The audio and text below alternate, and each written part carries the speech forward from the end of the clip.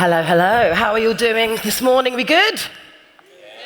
Excellent. So I like to hear energy. So we are here to talk about building a brand that doesn't follow the rules. And I think nothing is a perfect example of this. We're talking about a company that rips up the rule book, embraces transparency, quite literally with the gorgeous design of its smartphones, and proves that tech doesn't have to look or feel like everything else. Now, just to offer up a quick bit of background, Nothing is a brand that has been around a British brand that's been around for almost 5 years. And in that time, it's gone from a startup curiosity to a global disruptor, showcasing unbelievable, tremendous growth and cementing its position as a serious player and a serious contender in the consumer tech world. From all the excitement and anticipation surrounding Phone 1, which earned Time Magazine's prestigious Best Inventions Award for innovative smartphone design, all the way up to the launch of the 3A series, which took place back in March at Mobile World Congress, to wide acclaim, to the just announced Phone 3 and Nothing's first true flagship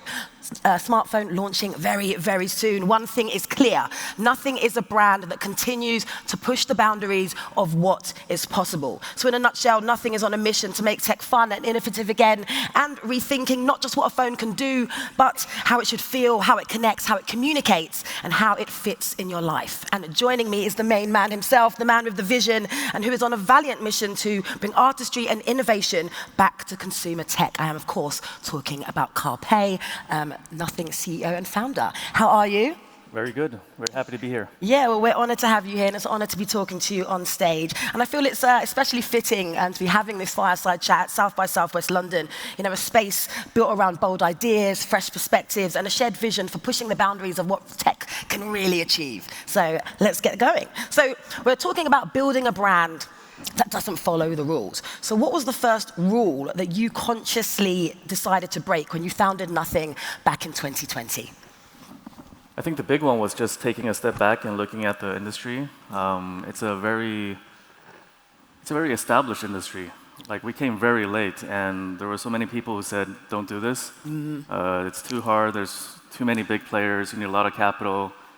And just choosing to go for it, I think, is the biggest rule that we broke. Yeah, well, I imagine at the time, like you say, it was probably met with quite a bit of skepticism, launching. A lot of skepticism. Yeah. What were some of the hurdles you had to overcome? So we wanted to make a phone because we believe that phones are one of the most important products in people's lives. Like, we use them for hours a day. We probably use them for more time than our computers. Yeah. And when we started approaching partners to make a phone, we got rejected by everybody. Yep. They told us, there's been multiple startups who tried before. They all failed. They raised more funding than you. They were more famous than you. And why is this different? So just getting all the doors shut. So then we said, okay, maybe we can't make a phone. Let's make earbuds instead. That should be easy, right? And then the same thing happened. We got rejected by all the earbuds manufacturers as well. Yes, I guess all those people, all those companies that rejected you at the beginning are regretting those decisions now. So what was the moment that you realized that the tech industry really needed a shake-up, and how did that shape the ethos behind Nothing? Yeah, I think it's pretty personal to me because I'm a big tech fan. Yeah. I used to buy all the latest tech gadgets and feel really excited and really inspired by how each generation got a lot better. Like, when I was younger, I felt like the industry would just keep getting better and better, and the products keep getting better and better.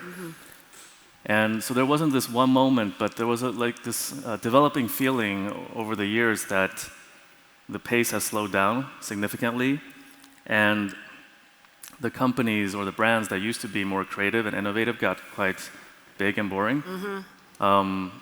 So yeah, we just decided to go for it. There wasn't one moment, but multiple moments. It just kind of came to a tipping point. Yeah. So Nothing was essentially born out of the idea that tech has become boring and indistinguishable, and it was time had come for a bit of a shake-up to really change how smartphones are being perceived. Yeah, because I think technology should really help humans, and I think it's really clear when we look at the personal computing revolution. Back in the day, computers were only for government or big companies, and all of a sudden, everybody had a computer and could do a bunch of stuff on the computer that really accelerated our capabilities.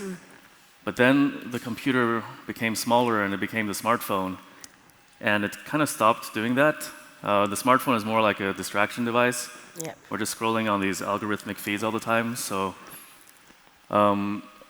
it's about making it fun, but also, I think, changing the course to a place where technology serves humans again. Yeah, and ultimately offering a real alternative to big tech as well, right?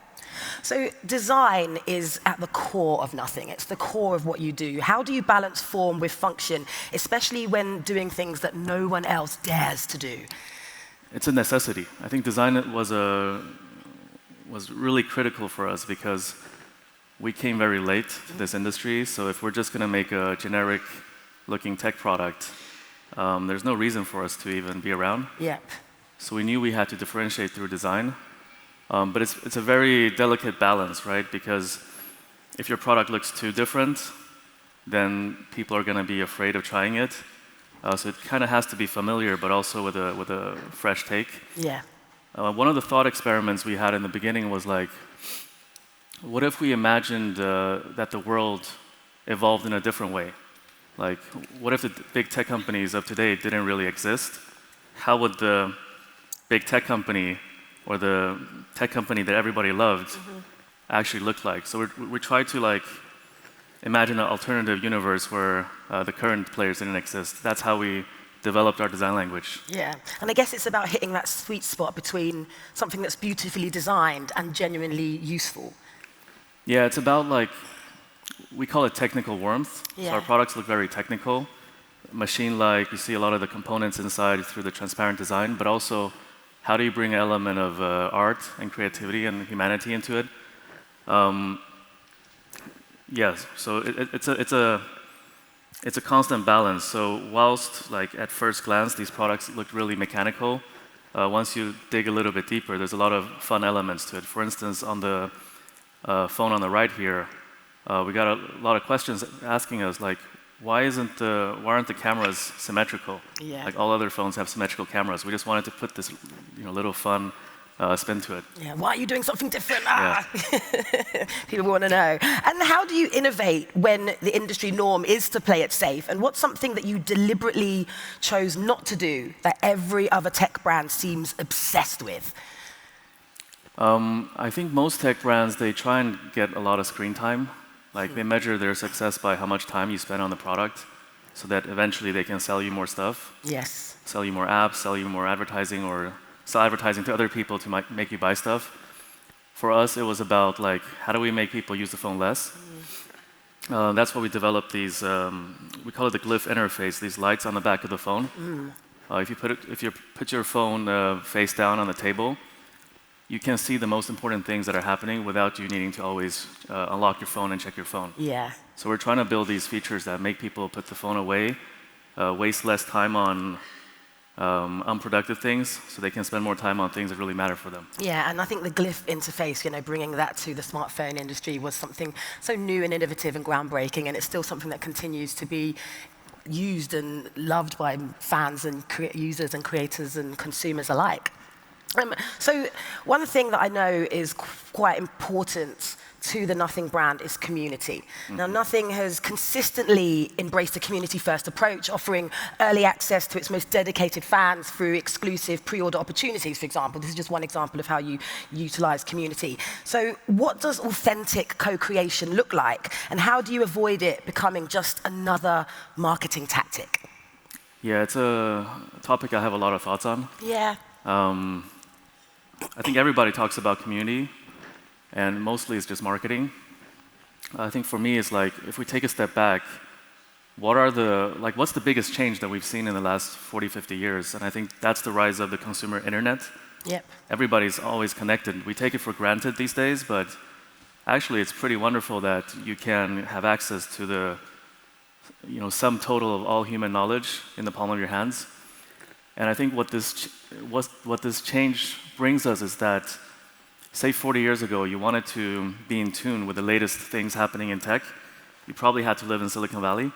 Yeah. But today, anybody, like even a kid on a tropical island, if they're passionate about a topic, they can become subject matter experts on this topic. So I foresee that the way companies or organizations are going to be shaped in the future are way more loosely defined about like who's an employee, who's a community member, and these over time should kind of blend into each other.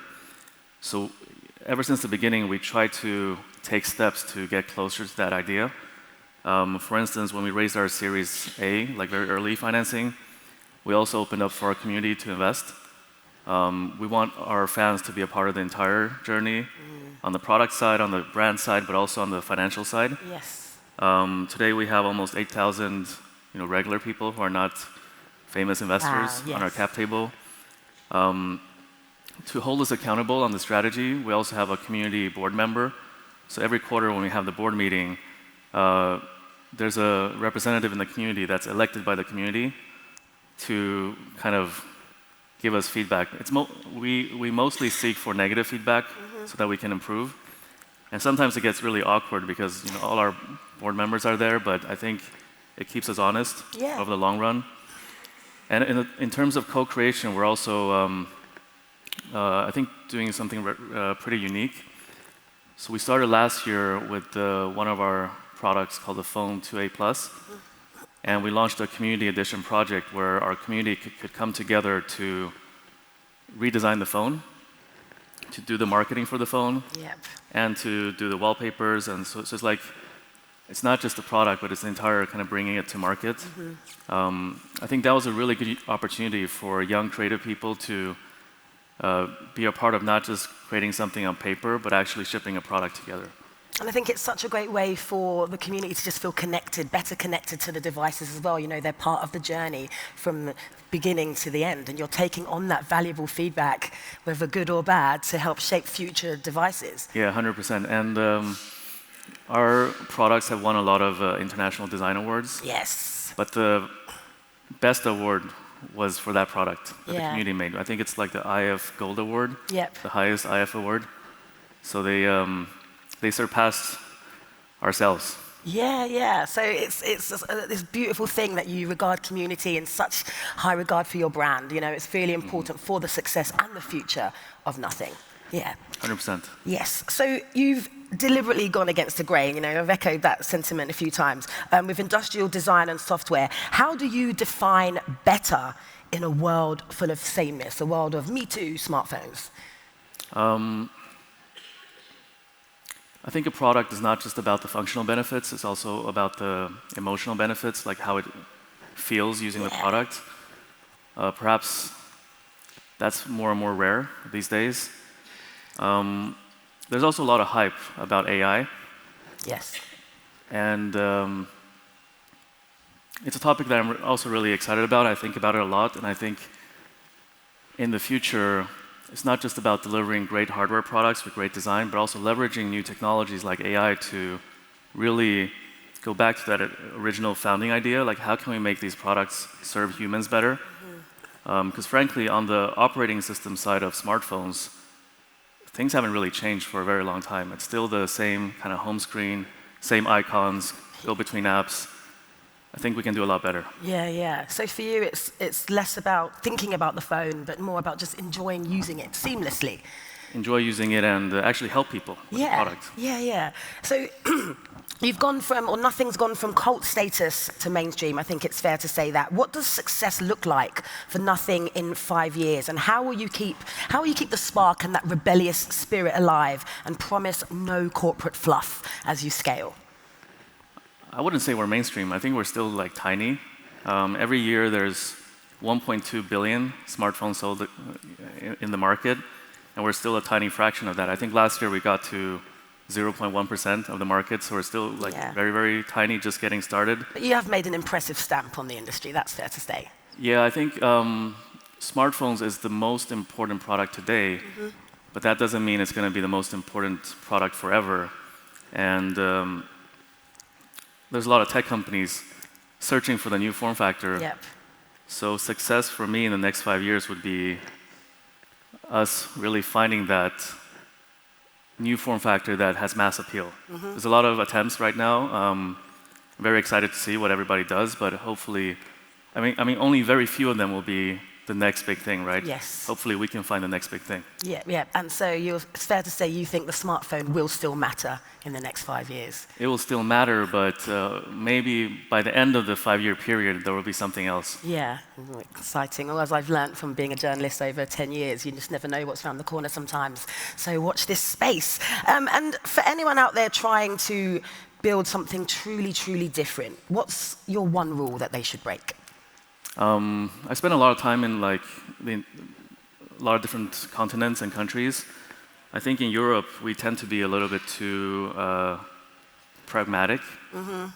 So my advice for people watching in Europe would be to just think bigger. It's probably not as hard as you think, because actually, if you want to think about things that are hard, like everything is hard. Yeah. Even opening a hot dog stand is pretty hard. You got to think about the supply, the demand. It's the same. So if you're going to do something hard, you might as well have a bigger ambition to go for. Yeah, and I think sometimes it's all too easy to be overtaken with fear and not being able to step outside your comfort zone or step outside the box or the realms of what you're comfortable with. And I think nothing is a great example of, like we say, ripping up the rule book, doing something a bit different, and proving that having big dreams can be incredibly successful. Nothing is easy, so might as well do something big. Yeah, exactly, and I think you are a testament to that. And finally, are you able to give South by Southwest London any exclusive information about the Phone 3 and anything else Nothing may have up its sleeve? Phone 3, I can't say too much, but it's launching on July 1st here in London. Yes. But what I can share is that we also have another product coming out, Headphone 1, also on July 1. Yes. It's our first over-the-ear or over-the-head headphones. A lot of our users have been asking for it, so looking forward to the feedback. Yes, so this is Nothing entering a new product category. This is very, very exciting. And the launch will be taking place in London, am I correct? Yes. Yes, so kind of reiterating, bringing it home to the London-based ethos, London-based company that you are. So it's a very, very exciting time. And I know you can't say much about the 3A, but I know it's going to be an incredibly exciting launch. It's our first flagship, real flagship. First real flagship, very, very exciting. Is there anything else that you'd like to share with us about your journey, just before we wrap this up, about your Nothing journey?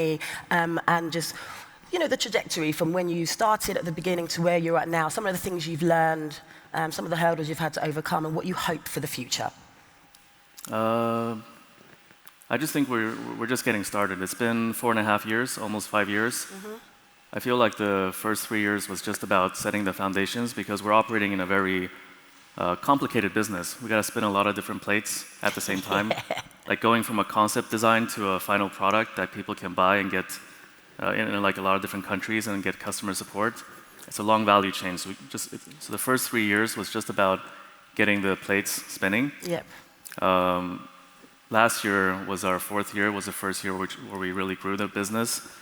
So in a lot of ways, I think we're just getting started. We have a lot of cool ideas, but it's about pacing it. You can't do everything at once. Yes. We set up the foundations, now we're growing, and hopefully we can create some really cool products in the future. Yes, I, for one, am looking forward to that. And as we've got a minute or so on the clock, I'm just going to fire some quick fire questions your way.